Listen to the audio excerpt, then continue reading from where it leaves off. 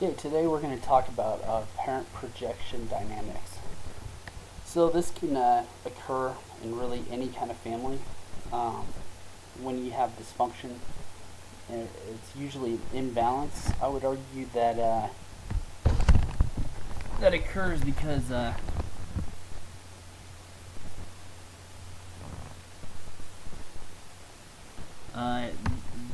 there's some past issues coming into play.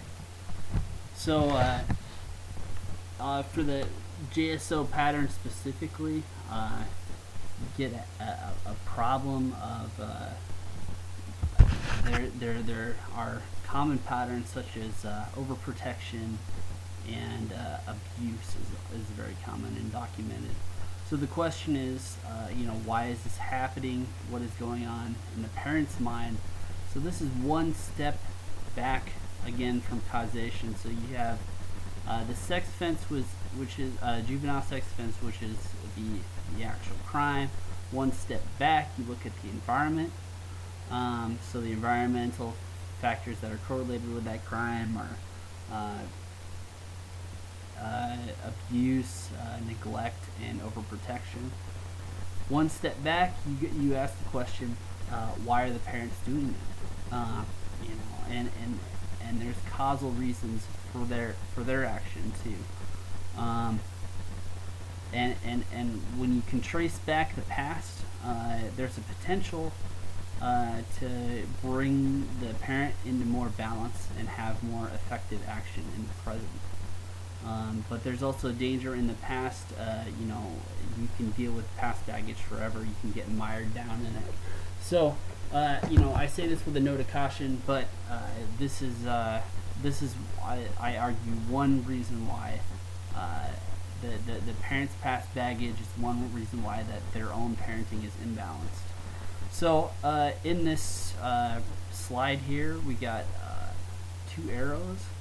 One represents the right amount of force or the right amount of intervention level for a behavior, and the below arrow represents the overdone action. So this is you call it overparenting. So the two when baggage comes into play, when things are overdone, it's both abuse, which I argue is just discipline out of balance. So the abusive parent may just think that he's making his kid grow up strong, or for whatever reason. There's a story in his mind that usually any kind of dysfunction there. The story in the perpetrator's mind is, it comes from a good place. Maybe they may have good intentions, but the result can be, the road to hell is paved with good intentions. So there's an overreaction, both and also coddling, or we talk about overprotection. Even these things are. If you wind them back, it's normal caring, but when it's overdone, it's overprotection. So, and it's coddling or nursing. So the parents, I argue, the parents' past baggage is what's causing the overdone behavior. Get my dog out here real quick. All right. So here's the two arrows in contrast. So a child does something wrong, or just normal everyday life. A normal parent, a healthy parent, could use caring or could use discipline. Caring is generally more feminine. That's a stereotype, but that's a pattern probably that they that is fairly accurate. But should be researched. I mean, and caring it should be done by both parents, obviously. Discipline, that's more masculine. Also, both parents have to do it. Generally, more male. When you get into the baggage situation, talk about the parent's past, you can get coddling, which is caring that's intensified. Discipline or abuse is discipline intensified. So I'd argue that a lot of these families, if you turn down the notch, especially if it's there's abusive coddling situation. That was my own family's situation, abuse coddling. If you turn that down, it comes into back normal levels, and you get normal parenting. But my own parents were at these two extremes. So the question is, I guess, this is basically just to understand causation. Why an environment is the way it is. But as a therapist, or if you're an organization trying to figure out how to approach the past, whether to bring the past up, I mean, that's an art in and of itself. Again, we can talk about how you can get just mirrored down in the past. You can talk about this forever. And if you never deal with effective parenting tactics, effective parenting frames, you basically can never, you may never reach a point, you can get stuck in the past forever. Like the Tao says, you can complain about the past. Once you start complaining, it never ends. So it's important to point out specific patterns, but also move on. So if you point out a specific pattern, for example, what could be projected in the parents. My own father was beat a lot, and he abused his children. So we talk about the abuse cycle.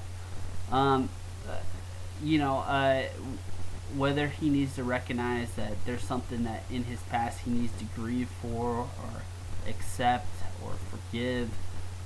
This kind of stuff is a reduction of baggage. So once you talk about it, this automatically brings it into the light, as Jesus would say. So bring it into the light, and because if you don't, it will destroy you, he says. So that's what I argue he's talking about. Not bringing your past, not being haunted by your past, not being not allowing the ghosts of your past to affect your present, but instead using your past to inform it. So instead of being haunted by your past, you're being informed by your past. So in a mother who's coddling, they trace back mothers who are overprotective, usually come from neglectful homes. So in an attempt to address kind of not correct, I call it generational overcorrection. So in an attempt to avoid her past, she went to the other extreme, which is not seeing the destructiveness of not letting people work through their own problems. And there's also some abandonment fear there too, motivating that overprotection too. So acknowledging that, recognizing that, grieving for any kind of past pain, it can stop the distortions in the present. But that's only one way. We can talk about how to bring this up, when not to bring it up, when to stop, those kinds of things later on. Let's see. I guess that's all I have for this slide, or this presentation. Just to talk about, it's important to recognize dysfunction and just not demonize. I mean, it's kind of hard to do when you have, especially an abusive family situation. I mean, that can make you angry, but I mean, everybody has a causal story. There's a chain reaction of anybody's behavior, and if you had that same past, you would be that person. And it's important that you need to confront dysfunctional behavior, absolutely, but it's also important to have compassion and understand that whatever the atrocious behavior, there's a past there that you may not be recognizing, you may not know about. So I'll talk about how to address this issue if you for effective family counseling. We'll discuss that later on. But this one was just about discussing causation and discussing why a home environment is the way it is, and discuss that chain reaction from parents past to child's present toxic environment, and then also the child's dysfunctional behavior. So that entire causal dynamic, that's the issue I want to address here. So hopefully this sheds some light on the issue. I'm going to discuss about burning up the baggage or processing the baggage later on. Thanks for listening, and have a good day.